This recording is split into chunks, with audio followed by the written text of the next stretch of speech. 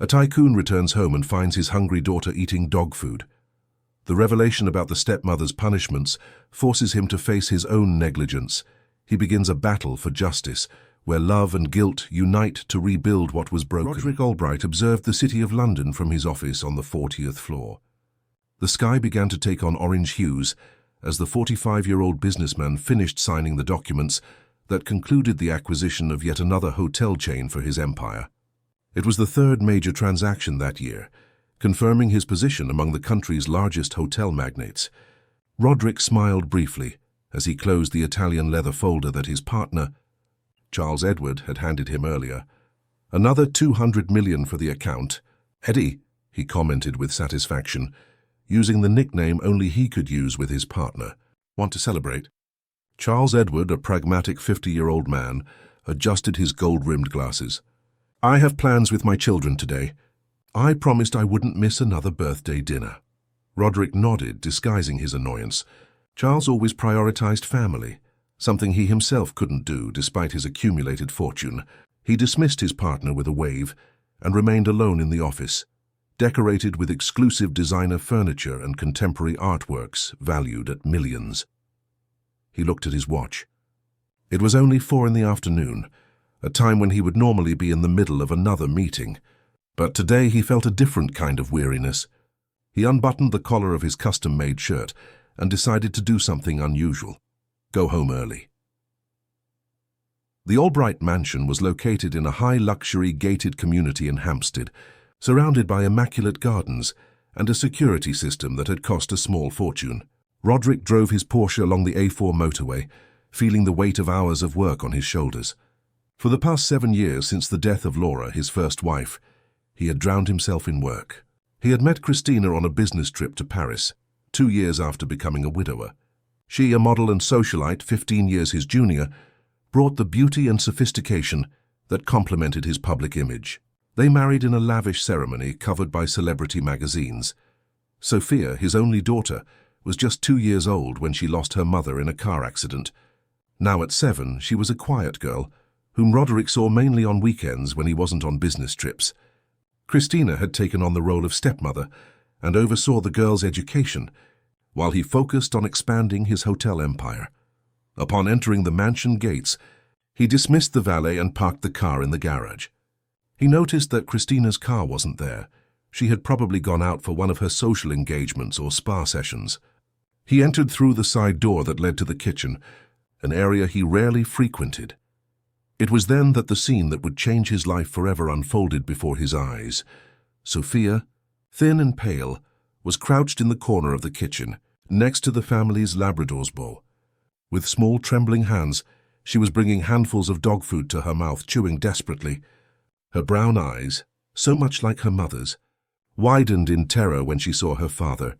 Sophia, Roderick murmured, feeling his heart stop. The girl swallowed with difficulty, tears instantly welling up. Daddy, please don't tell Aunt Chris, please. Her voice was a terrified whisper. Roderick approached slowly as if fearing his daughter might disappear. He knelt, bringing himself to her level. Why are you eating that, sweetie? Sophia lowered her eyes, ashamed. I was so hungry. Aunt Chris said I can only eat at the right time. But I couldn't wait. Tears streamed down her thin face, leaving trails on her pale cheeks that Roderick, he realized with a pang in his chest, no longer had their healthy pink glow. An alarm sounded within him. Sophia's voice trembled not just from shame but from fear. Something was deeply wrong. When was your last meal, Sophia? Yesterday at lunch, she replied, almost inaudible. Aunt Chris said I didn't deserve dinner because I broke a crystal glass. Roderick's world collapsed at that instant. The businessman who never lost control felt a lump in his throat and a wave of nausea. His daughter was eating dog food. His daughter was being deprived of food. His daughter was suffering right under his roof, while he closed multi-million-pound deals and rarely came home before dinner. Come here, he said, extending his arms. Sophia hesitated, as if she didn't recognize the gesture. This broke Roderick's heart even more. When was the last time he had hugged his daughter? The girl finally came to him, and Roderick felt her fragile body much lighter than it should be. Let's get you a snack right now. As he opened the refrigerator, a sense of unfamiliarity washed over him. He didn't know his own kitchen. He didn't know where things were in the house he lived in. He made a sandwich with what he found, watching the way Sophia devoured each piece with a hunger no child should ever feel. "Sophia, has this happened before? Being without food as punishment?" The question came out with difficulty, as if each word weighed tons. The girl nodded, chewing slowly now. "Aunt Chris says I need to learn discipline, that I'm too chubby and that girls need to be elegant." Roderick felt something he had never experienced before, a blind, pure hatred.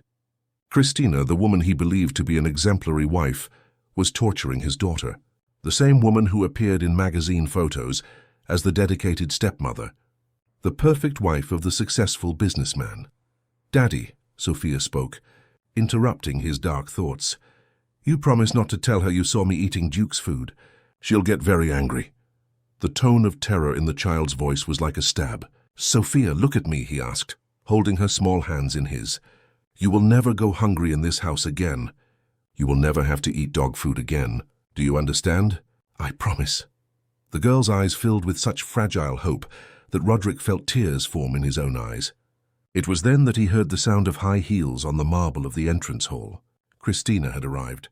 Sophia immediately stiffened, panic evident on her face. "She's here," she whispered, looking towards the kitchen door.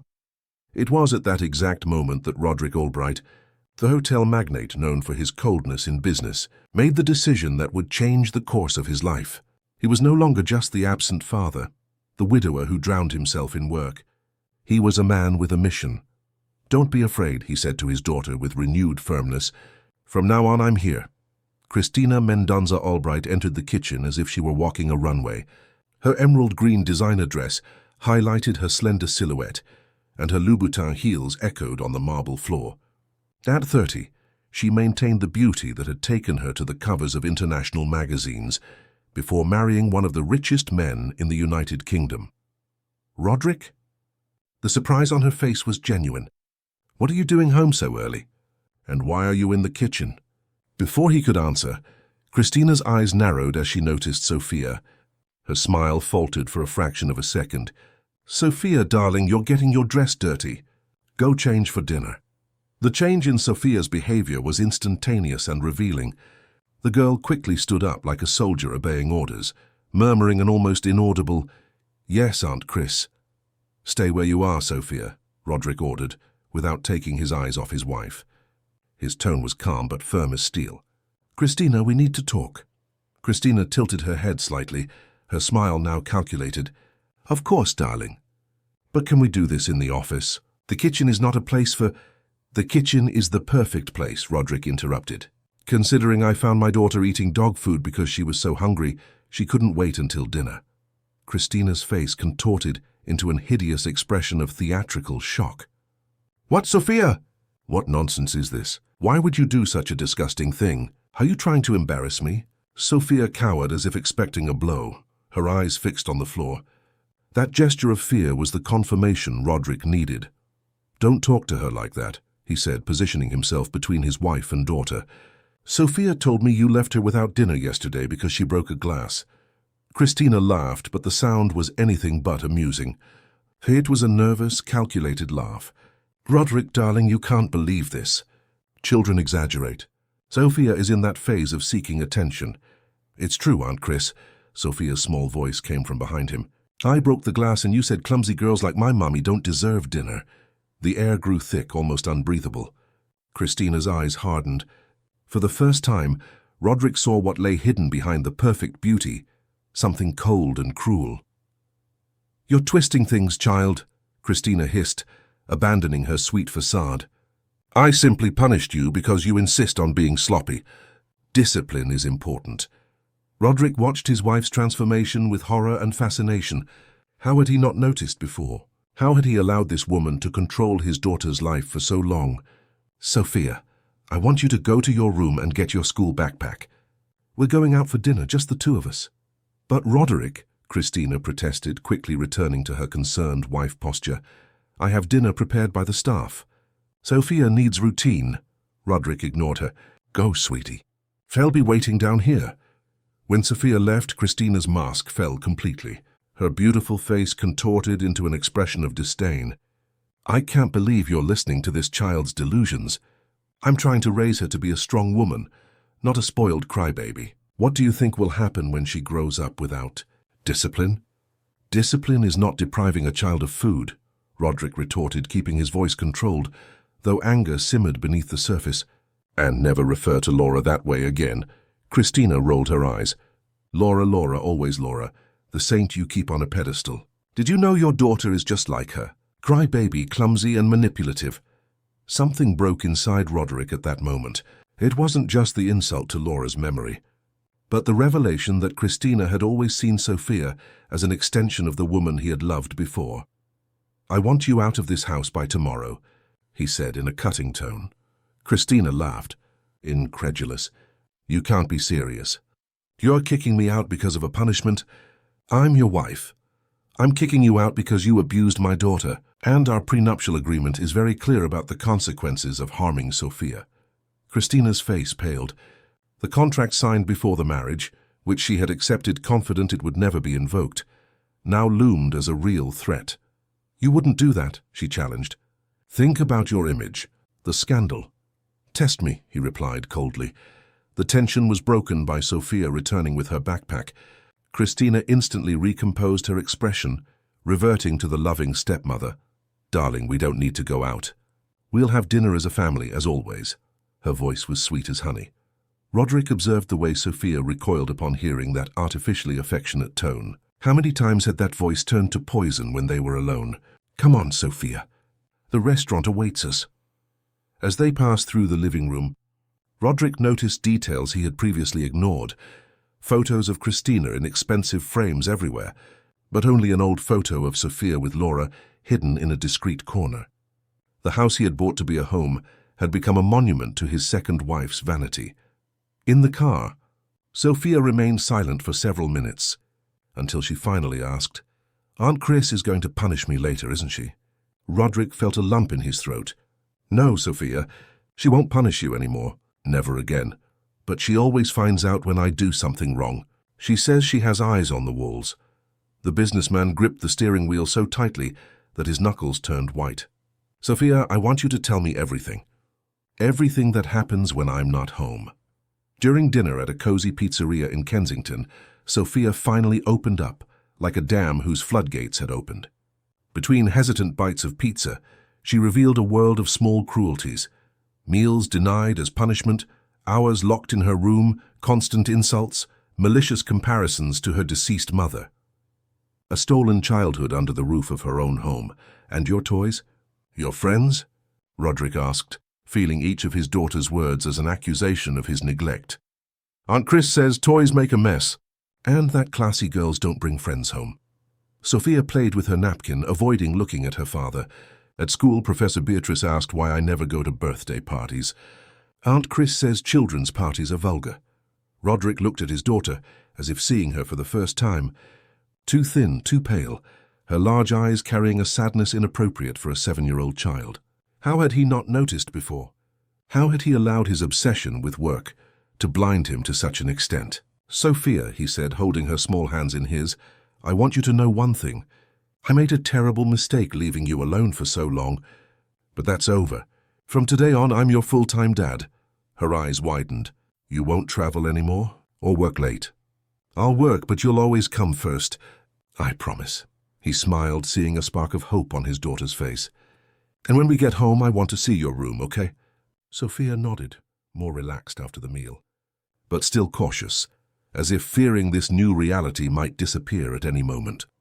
Upon returning to the mansion, Roderick noticed that Christina's car was no longer there. Better that way, he thought.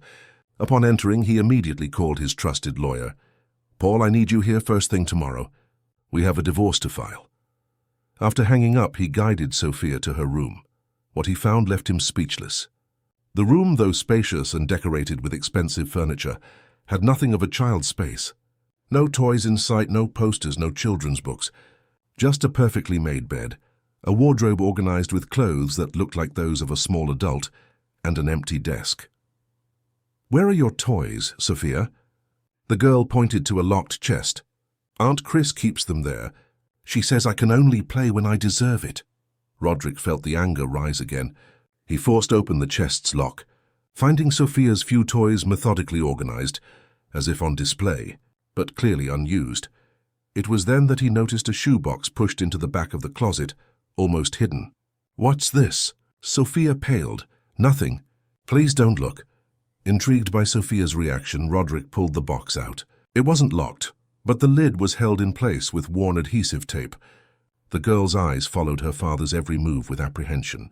"Is it okay if I open it, Sophia?" Roderick asked, showing a consideration that, he realized with bitterness, he had rarely shown in recent years. The girl hesitated, looking at the door as if expecting Christina to appear at any moment. "Aunt Chris can't know," she finally murmured. With care, Roderick removed the tape and opened the box. Inside, he found dozens of folded and crumpled drawings, as if someone had tried to discard them. But Sophia had rescued them.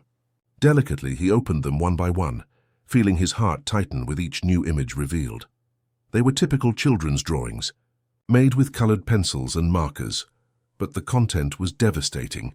In several of them, a small figure, clearly Sophia, appeared isolated, sometimes inside a circle that looked like a prison, sometimes crying with small blue tears. In others, the same little figure was next to an empty table with plates, her stomach drawn transparently with spirals representing hunger. The most painful one showed 3 figures, a small one, Sophia, a tall one with black hair, Christina, with her back to the child, and another tall figure with a yellow halo, hovering like an angel, undoubtedly Laura, the deceased mother. In the corner of the paper, Sophia had written in shaky handwriting, "I wish Mommy would come back." Roderick felt a lump in his throat. "Sophia, why did you hide these drawings?" "Aunt Chris tore up the ones she found," the girl explained, sitting on the bed, hugging her knees. "She said drawing is for babies, and that I shouldn't keep thinking about Mommy because she would never come back." Silent tears streamed down Roderick's face. How could he have been so oblivious to his own daughter's suffering for so long? While building a hotel empire, his greatest treasure was languishing under the same roof. "Sophia," he said, holding her small hands, "these drawings are very beautiful and important. They show what you feel. It's never ever wrong to miss your mother or express your feelings." The girl looked at him with wide eyes. "Aunt Chris says feelings are for weaklings." "Aunt Chris is wrong." Roderick chose his words carefully, resisting the temptation to vent all his anger at Christina in front of his daughter. "Feeling is what makes us human. Your mother felt a lot, you know. She was the most sensitive and affectionate person I ever knew." Sophia leaned forward, eager to hear about her mother, a subject that, Roderick realized with guilt, they rarely discussed. "Did she like to draw like me?" Yes, she loved it. She was an artist, remember? She had a studio full of paints and canvases." Roderick smiled at the memory. "Her paintings are stored in the warehouse. Tomorrow I'll have them brought here so we can put them around the house." Sophia's face lit up briefly, but soon the shadow of fear returned. "Aunt Chris won't like it." "Sophia," Roderick held her by the shoulders, looking her in the eyes, "Aunt Chris doesn't run this house anymore. And in fact, she won't be living with us anymore." Sophia's expression mingled incredulity with a trace of hope. "She's leaving?" "Really?" "Really. You and I will live together, and we'll redecorate this house our way, with drawings on the walls, toys in the living room, and no one to tell you that you can't eat when you're hungry." Sophia threw herself into her father's arms, now crying openly. It was the first true hug they had exchanged in years, Roderick realized with a pang of remorse. She was so small, so fragile against his chest. He silently swore he would do everything to make up for every lost moment. When Sophia finally fell asleep, exhausted after the day's emotional turmoil, Roderick stood by the bed watching her sleep. The marks of neglect were visible even in the way she slept, rigid as if fearing to take up too much space. Next to her on the bed was one of the drawings they had found, the only one in which the father figure appeared. Though distant almost off the paper, Roderick silently left the room, leaving the door ajar, and went down to his office. The space, decorated with expensive pieces and business trophies, now seemed strange, almost hostile. The priorities of his life had been completely inverted. Picking up the phone, he made a call that would change the course of the next few months. "Dr. Paul, sorry about the hour. Tomorrow, in addition to the divorce papers, I want you to bring someone from Child Protective Services. We need to document everything. And I also need the contact of a good child psychologist. Paul Reynolds, Roderick's lawyer, for over 15 years, recognized the gravity in his client's voice. What happened, Roderick? I discovered that my wife has been abusing my daughter. Food deprivation, psychological abuse, isolation. Roderick's voice trembled. And I, blinded by work, saw nothing. Until today. There was a brief silence on the other end of the line. I'll be there at 8 a.m. with a trusted social worker. Document everything. Photos of the room, of the drawings, a recorded statement from Sophia, if possible. Don't worry about the legal part, I'll take care of it. Thank you, Paul. Roderick hesitated. Just one more thing. Christina is influential, she has friends in the media. This could turn into a circus. Leave it to me.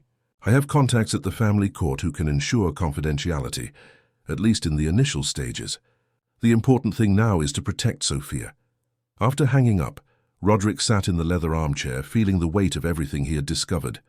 On his desk, a photo of baby Sophia in Laura's arms stared at him, like a silent accusation. Beside it, a photo of his wedding to Christina, both smiling, a farce that had lasted 5 years. His cell phone vibrated with a message from Christina. You'll regret this, Roderick. No one will believe that the dedicated stepmother who appears in all the magazines mistreats her stepdaughter. Think about your reputation. He didn't reply. There was nothing to say. The mask had fallen, and behind it was a woman willing to hurt an innocent child out of pure cruelty. That night, Roderick barely slept. Every time he closed his eyes, he saw Sophia crouched, eating dog food, hungry and terrified. His mind tortured him with images of everything his daughter must have suffered while he was busy building his empire. At dawn, he rose, determined. The man who had walked into his house yesterday, the businessman obsessed with acquisitions and profits, no longer existed. In his place was only a father, determined to do whatever was necessary to protect his daughter. He prepared breakfast as he had never done before. Pancakes with strawberries, fresh orange juice, scrambled eggs. When Sophia appeared in the kitchen, still in her pajamas, her eyes widened at the sight of the lavish table. "Good morning, Princess," he said, pulling out a chair for her. "Did you sleep well?" Sophia nodded shyly, looking at the food with suspicion. "Can I really eat all this?" "Of course you can, and if you want more, just ask." As the girl ate, first hesitantly, then with more enthusiasm, Roderick realized how something as simple as adequately feeding a child had become extraordinary in his home. The basics had been denied to Sophia for years, while he signed multi-million-pound checks without batting an eye. "Sophia, today I'm staying home with you," he announced. "And we're going to have some visitors. A friend of mine, Dr. Paul, and a lady who wants to meet you." The girl's face showed concern. "Why does she want to meet me?" "Because they're going to help us make sure Aunt Chris doesn't come back to this house," Roderick explained, trying to be honest without scaring her. "They'll want to know what your life was like before yesterday. I need you to be very brave and tell them everything, really everything." Sophia seemed to ponder, playing with the last strawberry on her plate. "Will they believe me?" "Aunt Chris always says nobody believes children." "I believe you," Roderick affirmed with conviction. "And they will too." At 8 o'clock sharp, the doorbell rang. Dr. Paul arrived accompanied by Felicity Saunders, a social worker specializing in cases of domestic violence against children. Her compassionate yet professional gaze brought some comfort to Sophia. While the social worker talked with Sophia in her room, Paul and Roderick discussed legal strategy in the living room. "From what you've told me, we have a solid case of parental alienation and psychological abuse," Paul explained. "Food deprivation as punishment is particularly serious. But we need everything documented. Felicity will make a preliminary report today." "What about custody?" "You already have custody, Roderick. You are the biological father. The issue is to ensure that Christina has no right to supervised visits or any kind of contact until it's proven safe for Sophia." The lawyer paused, choosing his words. "There's something else we need to discuss. Christina gave an interview this morning to Martha Turner's show." Roderick felt his blood run cold. Martha Turner hosted one of the most watched gossip shows on British TV. "Already?" "What did she say?" "She painted herself as a victim, said you're having a nervous breakdown due to work stress, and that you're using Sophia as a weapon in the divorce." Paul observed his client's reaction. She's playing hardball, Roderick. Roderick closed his eyes for a moment, trying to contain the anger that threatened to consume him. Christina had been faster than he imagined, but it was predictable. After all, she had built her career manipulating the media and public opinion. "I won't fall for her game, Paul," he finally stated. "I won't turn my daughter into a spectacle. We'll resolve this in court with concrete evidence." The lawyer nodded, approving the stance. "It's the right approach. But you need to be prepared. The press will come after you. Christina is a well-known figure in London social circles, and you are one of the richest businessmen in the country. This divorce will not go unnoticed." At that moment, Felicity appeared at the living room door, her professional face masking the emotion Roderick could detect in her eyes. "Mr. Albright, I have completed the initial interview with Sophia. I would like to discuss my observations, if possible." The three gathered in the office, while Sophia watched cartoons in the living room, an activity that she herself had revealed was rarely allowed by Christina. "Mr. Albright," Felicity began, consulting her notes, "based on what I observed in Sophia's account, we are facing a clear case of psychological abuse and neglect. The child shows signs of food deprivation, constant fear of punishment, and indications of parental alienation." "Parental alienation?" Roderick asked, confused. Sophia reported that her stepmother frequently spoke ill of her biological mother, even forbidding her to mention her or keep visible memories. "This is a form of alienation." Felicity paused. "I also noticed signs of severe low self-esteem. Sophia believes she doesn't deserve attention or affection." Each word was like a dagger to Roderick's heart. "What do we do now?" "I will prepare a preliminary report for Child Protective Services. I will recommend immediate medical evaluation to document Sophia's physical state, as well as psychological counseling. This report will be crucial for the judicial process." The social worker looked directly at Roderick. "Are you willing to make the necessary changes in your routine to ensure Sophia's well-being?" "I will do whatever it takes," he replied without hesitation. "I've already asked Charles Edward to temporarily assume the company's executive presidency. I'll only work remotely for the next few months." Felicity seemed satisfied. "Excellent. I will include that in the report." She closed her folder. "One last recommendation. Contact Sophia's teacher. Educators often notice signs of abuse before anyone else." 2 hours later, Roderick was sitting in the waiting room of Dr. Martha Olson's office, a renowned pediatrician specializing in cases of child trauma. Sophia, sitting beside him, nervously swung her legs, clutching her father's hand. "Will it hurt?" she asked in a low voice. "No, darling. The doctor will just talk to you and do a checkup to see if everything is all right with your health." The consultation lasted more than an hour. While Sophia underwent physical examinations and answered the doctor's gentle questions, Roderick waited in the anteroom, torturing himself with guilt. How had he not noticed the signs? The excessive thinness, the withdrawn behavior, the constant fear of displeasing. When Dr. Martha finally called him for a private conversation, her grave expression confirmed Roderick's fears. "Mr. Albright, your daughter shows clear signs of mild malnutrition. She is significantly underweight for her age and height. I also noticed bruises on her arms and legs in different stages of healing." She looked at him over her glasses. "Sophia says they are from falls, but the pattern is inconsistent with common accidents." Roderick felt his stomach churn. "Are you saying Christina physically assaulted her too?" "I cannot say for certain, but the bruises on her arms have a shape consistent with finger marks, as if someone had held her tightly. I will document everything in the medical report." The doctor softened her tone. "The good news is that there is no permanent damage. With adequate nutrition, psychological support, and a lot of affection, Sophia can recover completely." On the way back home, Roderick decided to stop at Rainbow School, where Sophia studied.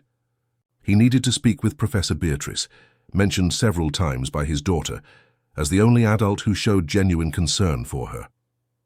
The private school, one of the most traditional in southwest London, was impressive in its structure. As they walked through the colourful corridors towards the coordination office, Roderick noticed how Sophia relaxed in that environment, probably the only place where she had felt safe in recent years. Professor Beatrice, a woman around 40, with kind eyes framed by modern glasses, received them with evident relief. "Mr. Albright, it's good to finally meet you.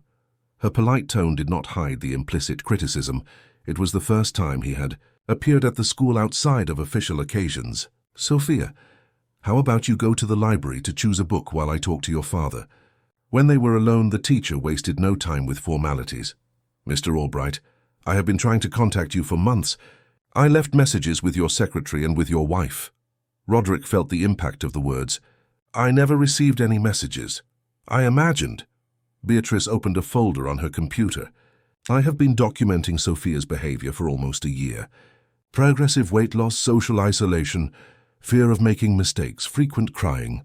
She rotated the screen so Roderick could see the meticulous records. "I also kept some drawings that I found concerning." The drawings were similar to those Roderick had found in the hidden box: solitary figures, scenes of punishment, empty plates. One showed a tall woman with dark hair with an angry expression, clearly Christina, and Sophia locked in a room. "I tried to approach your wife at parent-teacher meetings, but she always brushed it off, saying Sophia was dramatic like her mother." Beatrice hesitated.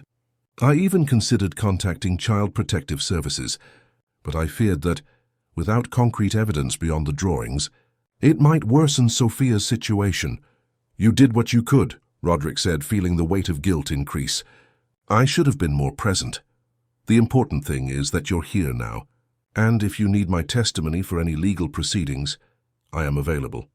As they left the school, Roderick realized they needed a safe place to spend the night. The Hampstead mansion, with its recent memories, did not seem suitable. He decided to take them to his apartment in Chelsea, used mainly when he needed to work late. The apartment, though luxurious, had few personal touches, another symbol of how empty his life had been in recent years. Sophia timidly explored the space, clearly uncomfortable with the newfound freedom to move without restrictions. "Daddy?" she called as Roderick prepared something for them to eat. "Is Aunt Chris coming back?" The question, asked with such fear, broke his heart. "No, Sophia, she's not coming back, and no one will ever make you go hungry or lock you in your room again." Roderick's phone kept ringing. Journalists, curious colleagues, even his own mother calling from Brighton, where she lived, alarmed by the news that was beginning to circulate. "Roderick, is it true you're having a nervous breakdown?" asked Mrs. Cecily, her voice trembling with concern. "I saw Christina on Martha Turner's show crying, saying you kicked her out of the house for no reason." "Mom, it's all lies," he interrupted, rubbing his tired eyes. "I found out Christina was mistreating Sophia. I found my daughter eating dog food because she was hungry." The truth is much worse than anyone imagines. The silence on the other end of the line was followed by a deep sigh. "I always had my suspicions about that woman. The way she looked at Sophia. I should have said something." "Don't blame yourself, Mom. I lived with them and saw nothing." Roderick paused. "In fact, I didn't want to see." After reassuring his mother, promising to bring Sophia to visit them as soon as the situation calmed down, Roderick dedicated himself to creating a welcoming environment for Sophia that night. They improvised a camp in the living room, with mattresses, pillows, and a sheet hung to simulate a tent. For the first time in years, he heard his daughter laugh, a sound he barely recognized, but which filled his heart with hope. In the middle of the night, he was awakened by screams. Sophia was having a nightmare, struggling against invisible enemies. "No, Aunt Chris. Don't lock me up! I'm hungry." Roderick hugged her, whispering words of comfort until she calmed down. "It's all right, Princess. Daddy's here. No one will hurt you." When Sophia finally fell back asleep, Roderick remained awake, watching his daughter's now serene face. He promised himself he would do anything to maintain that serenity, to protect her from any harm. The consequences for his career, his public image, or his fortune were irrelevant. Nothing else mattered besides the well-being of that little girl. The next morning, while preparing breakfast, Roderick was surprised by the news on TV. Christina's face filled the screen. Tears carefully shed as she gave another exclusive interview. "I am devastated," she told the reporter. "Roderick is using our dear Sophia as a weapon in this divorce. All I did was try to give her the education a girl of our social standing deserves." The camera zoomed in on her perfectly made-up face. "I fear for her safety. Roderick has always been a workaholic, never had patience with children. Now in a fit, he's preventing me from seeing the girl I raised as my own daughter." Roderick abruptly turned off the TV when he noticed Sophia standing at the kitchen door. "She's lying. Isn't she, Daddy?" the girl asked with a wisdom beyond her years. "Why do adults believe her?" Roderick knelt, bringing himself to his daughter's eye level. "Some people believe what they want to believe, Sophia. But the truth always comes out, sooner or later. And I promise we'll be all right." The phone rang. It was Paul. "Roderick, we have a problem. Christina filed for an injunction alleging parental alienation on your part. She's asking for temporary custody of Sophia while you undergo psychological evaluation." Roderick felt his blood run cold in his veins. "She can't do that. She has no legal right to Sophia." "Theoretically, no, but she hired Maurice Carter." Paul paused significantly. "He's an expert at turning simple cases into complex legal battles. And he has connections with several judges. What does that mean for us?" Paul's momentary silence was more eloquent than any answer. "It means we need to be more agile and forceful," the lawyer finally said. "We have the medical reports, the social worker's report, and the teacher's testimony. But Christina is playing hard in the media, creating a narrative of an absent father who suddenly went mad." Roderick took a deep breath, trying to organize his thoughts. "What do I suggest?" "We need more witnesses, former household staff, people who may have witnessed Christina's treatment of Sophia. We also need a strategic counteroffensive, not in the media but in the courts." After hanging up, Roderick realized Sophia was watching him intently. Those small eyes had learned to read adults with frightening accuracy, a skill developed purely for survival. "Everything will be all right, Sophia," he assured, serving her a bowl of cereal. "We have a lot of people on our side." The girl nodded without much conviction. Aunt Chris always gets what she wants. The simplicity of that phrase revealed years of observation from a child who had seen her stepmother manipulate her father and everyone around her. Roderick felt a pang in his chest but kept his voice firm. "Not always, Sophia. Not this time." While the girl had breakfast, Roderick made a mental list of former employees who could testify. Staff turnover at the mansion was high, something he had always attributed to Christina's demands for service excellence, but which he now saw in a new light. Probably anyone who tried to protect Sophia or question her treatment was quickly fired. He remembered Mrs. Hilda, who had worked as a housekeeper for almost 3 years, until she was abruptly dismissed 6 months ago. And Mr. Anthony, the gardener who always brought fresh fruit to Sophia when the girl played in the garden. There was also Cecilia, Sophia's first nanny after the marriage to Christina, who had disappeared without clear explanations. "Sophia," he called, as the girl drew at the kitchen table, something she had never been allowed to do in the mansion. "Do you remember Mrs. Hilda, our housekeeper?" The girl's face lit up. "Yes. She used to make chocolate cake for me secretly when Aunt Chris went out." Then, as if realizing she had revealed a secret, Sophia covered her mouth with her hand. "Don't worry. That's not a bad thing," Roderick assured. "Why did the cake have to be hidden?" "Because Aunt Chris said sweets make girls fat and ugly," Sophia replied, lowering her eyes. "Mrs. Hilda used to argue with her about it, but only when you two weren't around. She told me I needed to be strong and eat properly." Roderick made mental notes. "And do you know why she left?" Sophia bit her lip.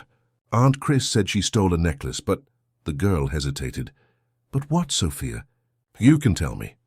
"I saw Aunt Chris hiding the necklace in Mrs. Hilda's bag. She didn't know I was watching." The revelation hit Roderick like a punch.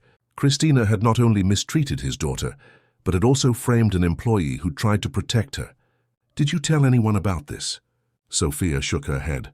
"Aunt Chris said that if I told things I saw or heard, no one would believe me because children make up stories." The psychological manipulation was even deeper than he had imagined.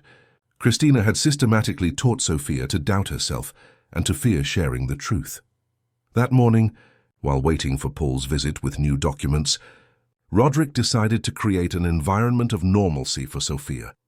He took her to Hyde Park, where they spent hours simply playing, such a basic activity that Roderick was ashamed to realize how new it was for both of them. Watching Sophia run freely across the grass, Roderick was approached by a middle-aged woman he immediately recognized. Cecilia, the former nanny. "Mr. Albright," she said hesitantly. "I apologize for approaching you, but I saw you on the news and I needed to know if Sophia is all right. Roderick smiled, genuinely happy with the unexpected encounter. Cecilia, what a coincidence. I was just thinking about how to find you. He gestured for her to sit beside him on the bench. Sophia is recovering, but I discovered terrible things that were happening in my absence. The former nanny nodded, sadness in her eyes. I tried to warn you several times, sir.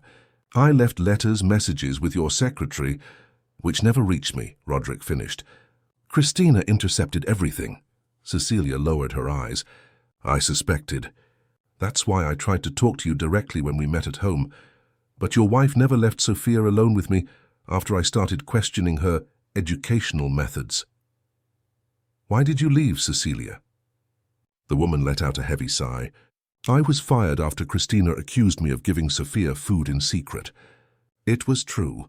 The girl would go hours without eating as punishment for bad behavior. I couldn't just stand by and watch. The conversation was interrupted by Sophia, who came running when she saw her former nanny. The emotional hug between the two confirmed what Roderick suspected. Cecilia had been one of the few adults who had shown genuine affection for his daughter in recent years. Before they parted, Roderick got Cecilia's contact information and convinced her to speak with Paul about a possible testimony. She promptly agreed, revealing that 2 other employees fired by Christina might also have similar stories to share. Back at the apartment, Roderick received a visit from Paul and Felicity, who brought updates on the case. The good news, Paul began after Sophia had gone to her room to draw, is that we managed to get a sensible judge for the case, Dr. Richard Nelson. He is known for prioritizing the well-being of children above all other considerations. And the bad news? Roderick asked, already prepared for the worst. Christina managed to get a preliminary hearing for next week. She will try to convince the judge that you are mentally unstable and that she is the only constant reference in Sophia's life. Roderick felt his stomach sink.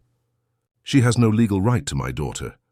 Technically, no, but she's playing the present maternal figure card against the absent father. She'll argue that tearing her away from Sophia's life would cause psychological damage. Felicity, who had been observing in silence until then, intervened. That's precisely why the psychological report I'm preparing is so important. It clearly documents that Christina's presence is harmful, not beneficial. Roderick nodded, grateful for the social worker's competence. I met Sophia's former nanny today, coincidentally. She confirmed the mistreatment and knows other former employees who can testify. Paul smiled for the first time that afternoon. That's excellent. I'll contact all of them immediately. The more independent witnesses we have, the harder it will be for Christina to maintain her version. That night, after putting Sophia to bed, Roderick received an unexpected call from Charles Edward. His partner, Roderick.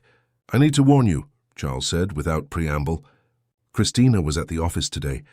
She tried to convince the board that you are mentally incapable of managing the company. Roderick felt his anger grow. And what happened? Nothing you need to worry about. The board is solidly on your side. But she's attacking on all fronts, personal, professional, and legal. Charles paused. How is Sophia? Improving every day. But she still has nightmares. She still fears punishment for every small mistake. Roderick sighed. I keep wondering how long it will take for her to feel truly safe. One day at a time, my friend. One day at a time. Charles hesitated before continuing. There's one more thing you should know. Christina insinuated to some journalist that you might be abusing Sophia. The shock was so great that Roderick almost dropped the phone. What? That's monstrous. I know. That's why I'm warning you. She's desperate, Roderick. And desperate people have no limits. After hanging up, Roderick remained motionless for long minutes, trying to process Christina's calculated malice. How far would she go to get revenge? What kind of person would use a traumatized child as a pawn in a power game? The next morning, he decided they needed to leave the apartment. Christina knew where it was, and knowing her as he now did, he had no doubt she might show up or send someone to cause trouble. After a few calls, he managed to rent a house on the beach in Bournemouth, just over an hour from London. A neutral, quiet place where Sophia could recover away from the spotlight and tension. While they packed, Roderick received a call from Mrs. Hilda, the former housekeeper. Cecilia had contacted her. telling her about the meeting in the park. "Mr. Albright," said the familiar voice on the other end of the line, "it took a while, but you finally saw the truth." There was no accusation in her voice, only relief. Roderick felt humbled by the compassion of that woman who had tried to protect his daughter when he himself had failed. "Mrs. Hilda, I need your testimony. Sophia told me about the necklace, about how Christina unjustly accused her." The former housekeeper let out a heavy sigh. "It wasn't just that, sir. I have a notebook." I wrote down dates, times, the punishments that woman inflicted on the girl. I knew that one day someone would need to know. Roderick's heart raced. A written record? That would be invaluable evidence. I kept everything. I even took photos of the room when the girl was locked up without food. Mrs. Hilda's voice choked. "I tried to show you once, but your wife intercepted it. After that, she cooked up that theft story to fire me." "Why didn't you go to the police?" Roderick asked, unable to contain the question. And who would believe? A maid against a socialite married to one of the country's most influential men. It would be my word against hers. Mrs. Hilda paused. "But I kept everything, waiting for the right moment. It seems it has finally arrived." As he drove towards the coast with Sophia asleep in the back seat, Roderick reflected on all the people who had tried to protect his daughter. Mrs. Hilda, Cecilia, Professor Beatrice, while he was blind, focused only on expanding his empire. Guilt was a weight he would have to carry, but he would turn it into fuel for the battle that was approaching. The rented house in Bournemouth had sea views and a small garden where Sophia could play freely. In the 3 days that followed, Roderick watched in wonder the small changes in his daughter. Her appetite slowly returning, her sleep less restless, the shy smiles that began to appear more frequently. Away from Christina's shadow, Sophia finally seemed to breathe. On the morning of the 4th day, Paul arrived with a folder full of documents and a grave expression. While Sophia played in the sand under the watchful eye of Cecilia, who had agreed to accompany them as a temporary nanny, the two men talked on the veranda. "I received Mrs. Hilda's complete dossier," Paul began, opening the folder on the table. "It's even more damning than we imagined. Detailed notes, dates, times, descriptions of punishments, photos. She systematically documented the abuse for almost 2 years." Roderick examined the pages with growing horror. Mrs. Hilda's meticulously kept notebook revealed a pattern of calculated cruelty. Sophia locked in her room for messing up toys, deprived of dinner for smiling too much at the table, prevented from drinking water for spilling juice on the tablecloth, small childish transgressions, punished with disproportionate severity. The photos showed Sophia sleeping on the floor because she didn't make her bed correctly, or sitting alone in front of an empty plate while everyone else had dinner. In one particularly painful image, the girl was huddled in a corner of her room, hugging a hidden teddy bear with tear marks on her face. "How could I not have noticed?" Roderick murmured, feeling the weight of guilt crush his chest. "How could I have been so blind?" Paul placed a hand on his shoulder. "Christina is manipulative. She maintained a perfect image when you were present. It's the classic pattern of an abuser. Is this enough for court? More than enough. With this, the medical report, the teacher's testimony, and the social worker's evaluation, we have a solid case." Paul hesitated. "But Christina still has an ace up her sleeve." "Which?" "Supervised visitation. Her lawyer requested it, and the judge granted it. It's standard procedure in family disputes, even if one side doesn't have legal rights over the child." Roderick felt his blood run cold. "Are they forcing Sophia to meet her? After everything we've discovered?" "Unfortunately, yes. It will be in the special courtroom, with a forensic psychologist present. It's scheduled for tomorrow before the formal hearing." Paul carefully observed his client's reaction. "I know it's difficult, but it could be beneficial for our case. If Sophia reacts negatively to Christina's presence, it will weigh on the judge's decision."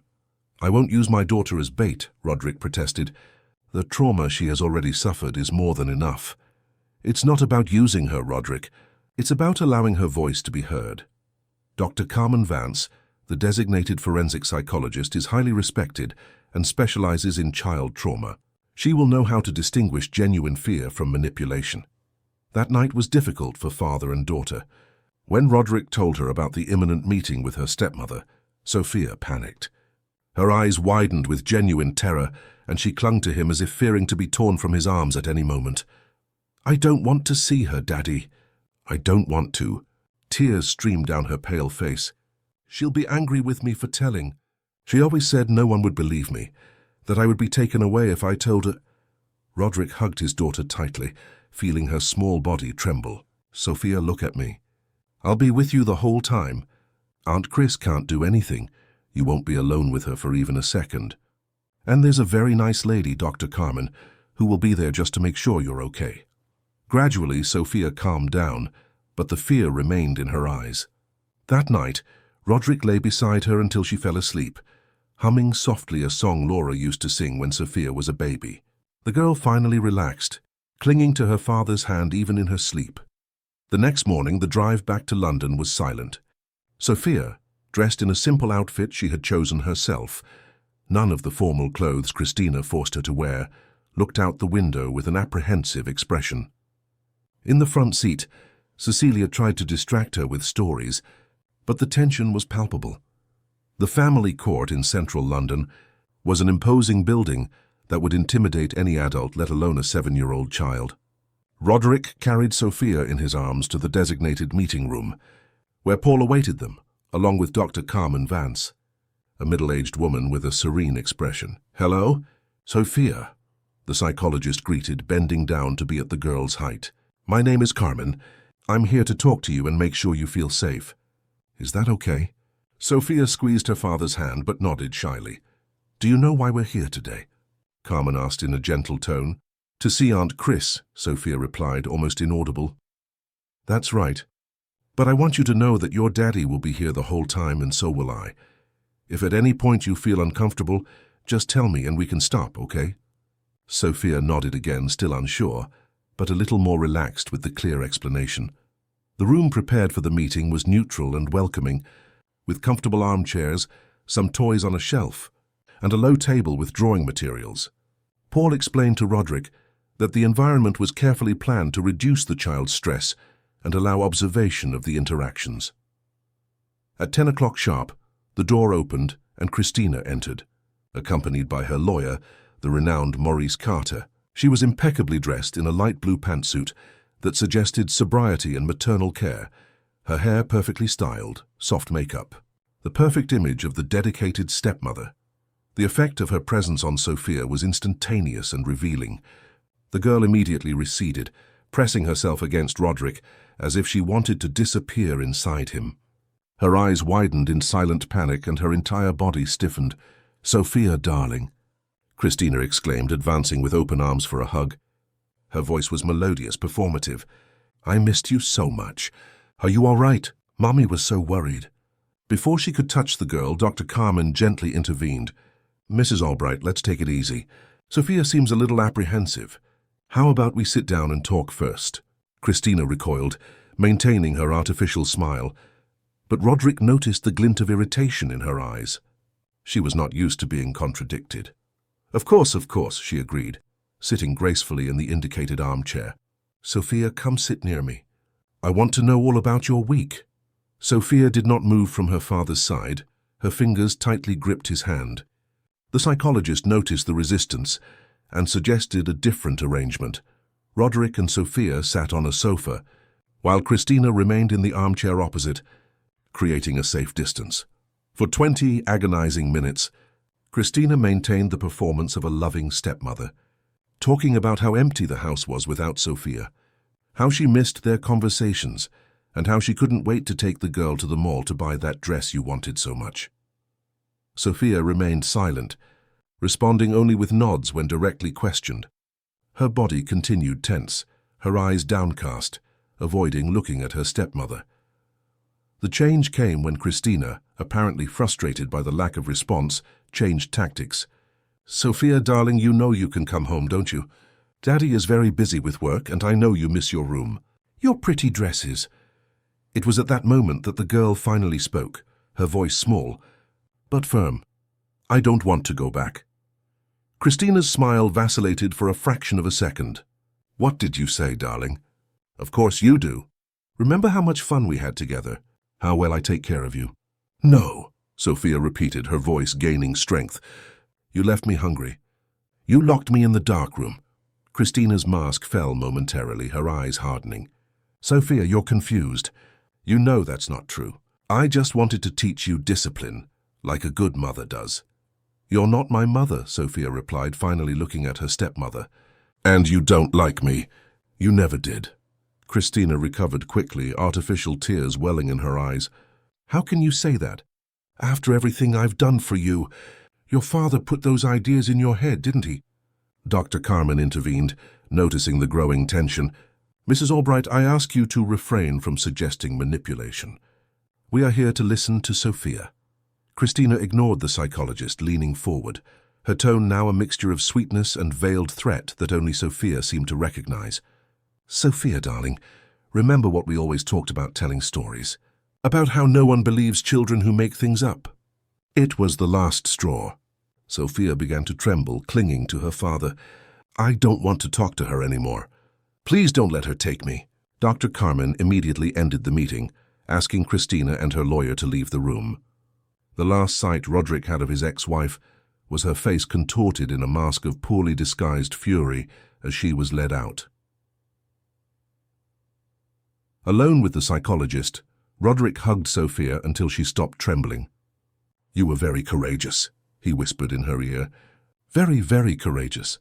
While Sophia recovered by drawing in a corner of the room, Dr. Carmen briefly spoke with Roderick and Paul.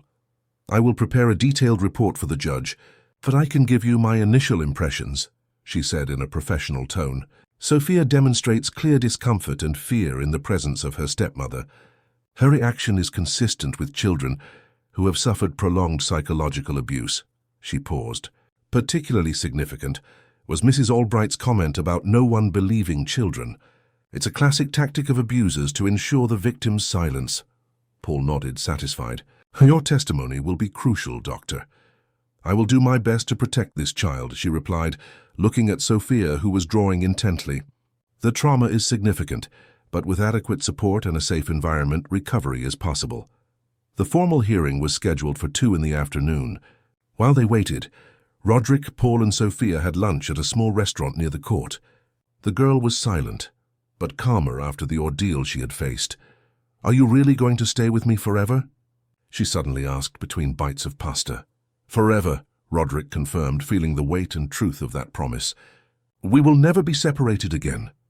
Sophia smiled, a genuine smile that lit up her face and reached her eyes. It was Laura's smile, Roderick realized with a pang in his chest, a smile that had almost disappeared under Christina's cruel care. I'm ready, he told Paul as they headed back to the court.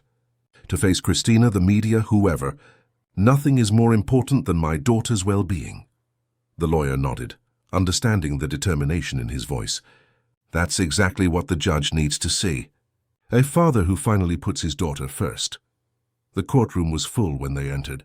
Christina was already there, sitting beside Maurice Carter, her impeccable posture contrasting with her red eyes, the result of carefully timed tears, Roderick suspected. The minutes dragged on as formal procedures were followed.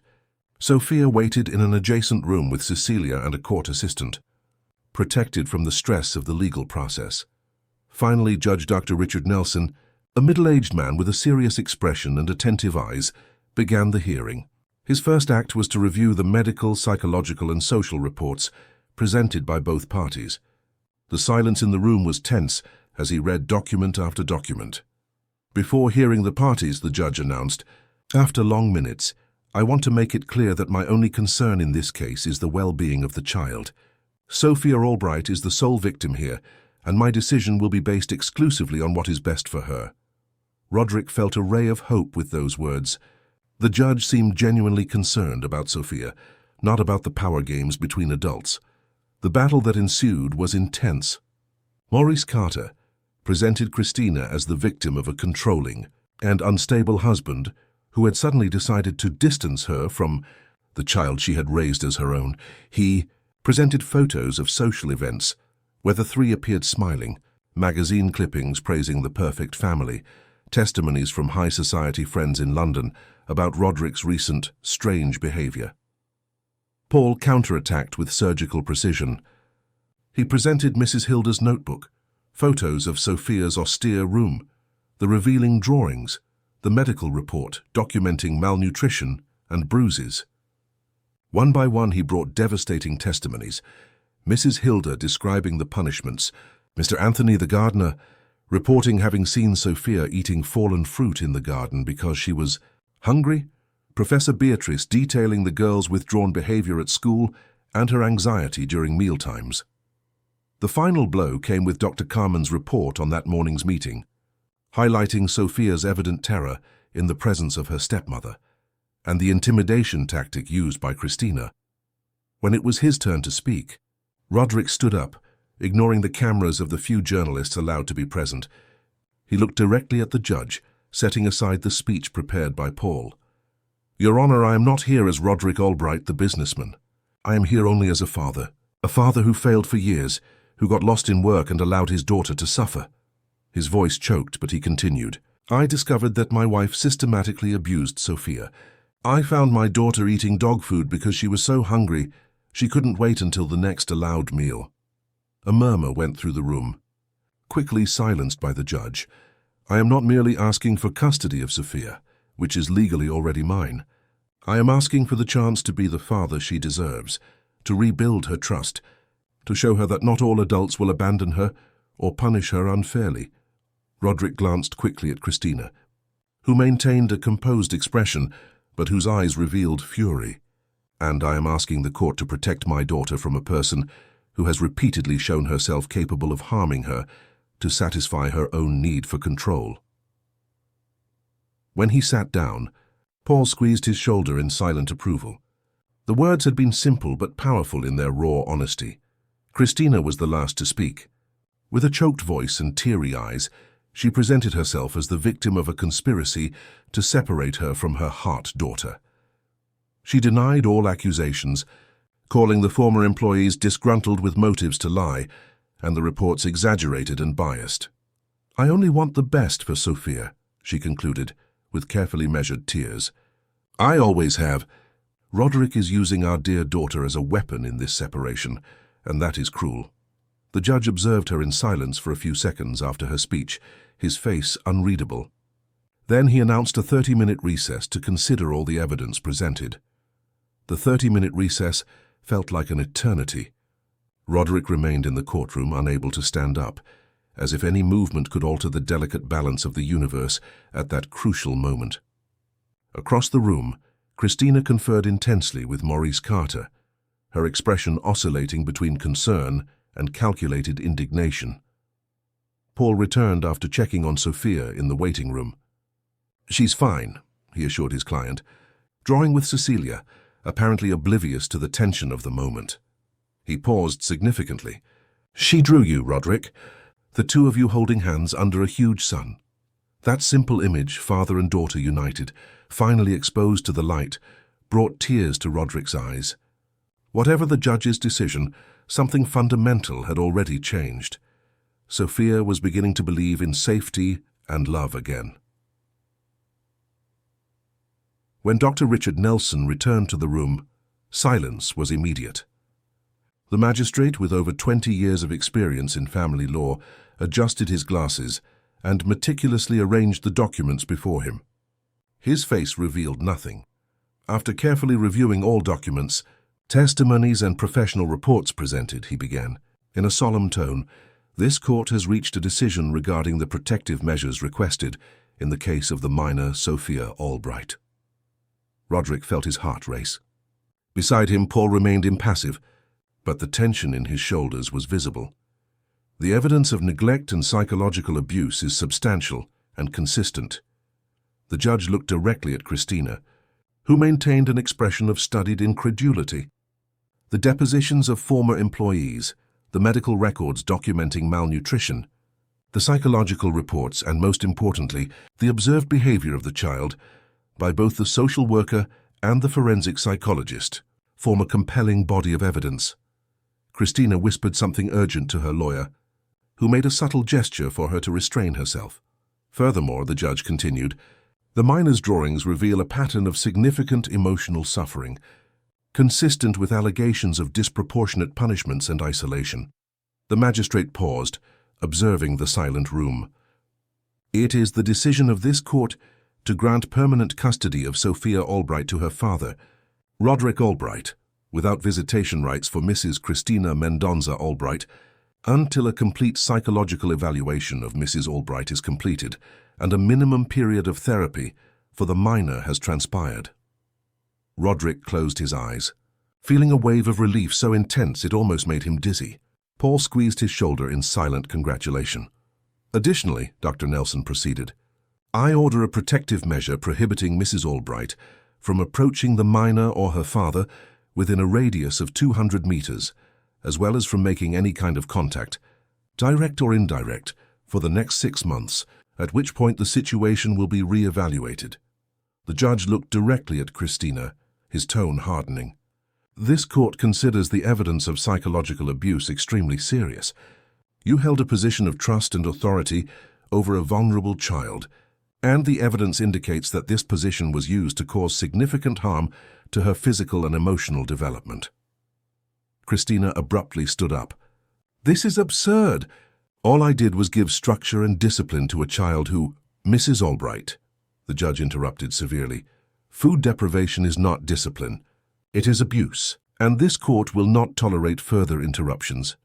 Christina sat down, her lips compressed in barely contained fury, as the judge finalized the sentence with specific recommendations: continued therapy for Sophia, periodic evaluations by social workers, and the maintenance of school reports to monitor her emotional and academic progress. "Mr. Albright," the judge concluded in a softer tone, "the court recognizes your willingness to take full responsibility for your years of neglect and your commitment to your daughter's well-being. Continue on this path." As the gavel struck, ending the session, Roderick felt as if an enormous weight had been lifted from his shoulders. It was not just a legal victory. It was the chance to start over, to be the father Sophia always deserved. Christina passed him on her way out, escorted by her lawyer. Her eyes, now free of the mask of sweetness, overflowed with hatred. "This isn't over, Roderick," she hissed, low enough for only him to hear. "You'll regret this." Paul, who had caught the threat, intervened gently. "Actually, Mrs. Albright, it is over, and I strongly suggest you respect the court's restraining order. Any violation will have severe consequences." Maurice Carter pulled his client by the arm, leading her away before she could respond. Both disappeared amidst the reporters waiting in the corridor.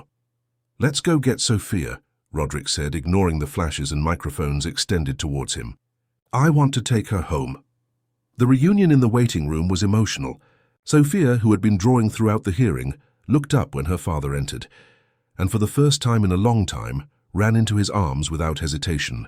Roderick lifted her into the air, holding her against his chest like the most precious treasure in the world.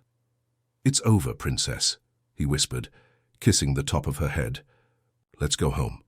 "Aunt Chris isn't coming back?" Sophia asked, her big eyes seeking confirmation on her father's face. "No, Sophia. She cannot approach you or me. The judge ensured that." The girl's face relaxed as if an invisible weight had been removed. "Can we have a dog now?" "Aunt Chris never let us—" Roderick laughed, a genuine laugh that seemed to come from somewhere deep and long dormant. "Of course we can. And you'll get to choose." In the weeks that followed, Sophia's and Roderick's lives underwent a profound transformation. The mansion in Hampstead was sold. Too many memories there, most of them painful. They bought a smaller, cozier house on a tree-lined street in Richmond, with a garden where Sophia could play and space for a studio where Laura's paintings were finally displayed. Sophia's therapy with Dr. Martha Olson progressed significantly. The psychologist noted her progress week after week. The girl spoke more, smiled frequently, and the nightmares gradually diminished. The fear of being punished for small mistakes still appeared occasionally. But Sophia was beginning to understand that in the new house, the rules were different, based on love, not control. "She's recovering at a surprising rate," Dr. Martha commented after a particularly positive session. "Children have admirable resilience when they feel safe and loved." Roderick had also made significant changes. He completely restructured his professional life, handing over the company's executive presidency to Charles Edward and taking on only a consultative role that allowed him to work from home most of the time. Mornings began with breakfast prepared together. Afternoons often ended with painting sessions, where Sophia revealed a talent inherited from her mother. 2 weeks after the hearing, Mrs. Cecily, Roderick's mother, moved from Brighton to London to be closer to the family. Her presence brought a new dimension of warmth and stability to Sophia's life, who found in her grandmother a loving ally and a connection to the family history that Christina had tried to erase. "You're just like your mother when you smile," Mrs. Cecily often said, as she taught her granddaughter to make chocolate truffles in the kitchen, an activity that would have been unthinkable in Christina's controlled house. Laura loved to cook too, you know. These small stories about her mother were treasures for Sophia. Each shared memory helped build a more complete image of Laura, filling the void that Christina had tried to create with her constant criticisms of the deceased. Sophia's transformation was visible to everyone who knew her.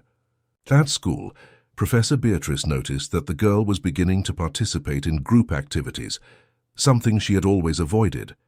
Her grades, which had always been good, Christina would tolerate nothing less than academic excellence, now came with genuine enthusiasm for learning. And for the first time, Sophia was invited and allowed to go to classmates' birthday parties. The first party was a milestone. Roderick watched, his heart tight with emotion, Sophia timidly interacting with other children, her face lighting up when she participated in games and ate chocolate cake without fear of being punished afterwards. On the way back home, she asked hesitantly, "Daddy, can I have a birthday party too? I've never had one." The revelation hit Roderick like a punch. Of course, Sophia had never had a birthday party. Christina considered children's celebrations vulgar and unnecessary. 7 birthdays spent in silence, probably marked by demands instead of celebrations. "Of course you can, Princess." In fact, Roderick smiled, an idea forming in his mind. "We're going to have 2 parties. 2? Sophia's eyes widened in surprise. "Yes, one to celebrate your birthday even if a few months late, and another to celebrate our new beginning." The New Beginning Party, as Sophia named it, was held on a sunny Sunday, a month after moving into the new house. The garden was decorated with colorful balloons and ribbons, a lavish table with all the sweets Sophia had never been able to eat freely, and a special sun-shaped cake, symbolizing the brighter days that had arrived. The guests were few, but significant. Charles Edward and his family, Paul and his wife, Professor Beatrice, Mrs. Hilda, Mr. Anthony, Cecilia and her mother, and some of Sophia's school friends, a small community of people who had, each in their own way, helped bring light into the girl's life. As he watched Sophia run through the garden with other children, laughing unreservedly, Roderick felt a presence beside him. It was Mrs. Hilda, the former housekeeper whose testimony had been crucial to the case. "She's blossoming," the lady commented, her kind eyes following Sophia. "Like a little plant finally receiving sun after a long time in the shade. Thanks to people like you, who tried to protect her when I failed," Roderick replied. "With sincere gratitude," Mrs. Hilda smiled. "The important thing is that now you've seen what truly matters. It's not the size of the house or the price of the toys. It's the time, the presence, the love." That night, after all the guests had left and the house returned to silence, Roderick found Sophia in her new room, a colorful space, with walls she herself had helped decorate with drawings and small paintings. The girl was sitting on the bed contemplating a recently finished drawing. "What did you draw, Princess?" he asked, sitting beside her. Sophia handed him the sheet of paper. The drawing showed a sunny house, very similar to their new home, and 2 figures holding hands in the garden, a tall man and a small girl. Both were smiling, and in the sky among white clouds an ethereal figure with a golden halo watched the scene with approval. "It's our family," Sophia explained. "Me, you and Mummy watching from above." Roderick felt tears in his eyes. "It's beautiful, Sophia. Do you think she's happy?" the girl asked, her voice suddenly serious. "Mummy?" "I'm sure she is," he replied, hugging his daughter. "She always wanted you to be happy and safe. And now you are." Sophia nodded, satisfied with the answer. In the corner of the drawing she had written in colorful letters, "Now I am safe. Daddy is here." Those simple words, the regained trust of a child who had learned the hard way that not all adults are trustworthy, were Roderick's greatest achievement in life.